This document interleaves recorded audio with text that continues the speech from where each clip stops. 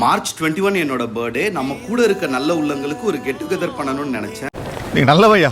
உடனே ஞாபகத்துக்கு வந்தது நம்ம அஞ்சப்பர் ரெஸ்டாரண்ட். இந்திரா காட்ட போன்ல சொன்னதும் உடனே அவங்களே எல்லா அரேஞ்ச்மெண்ட்ஸும் பண்ணிட்டாங்க.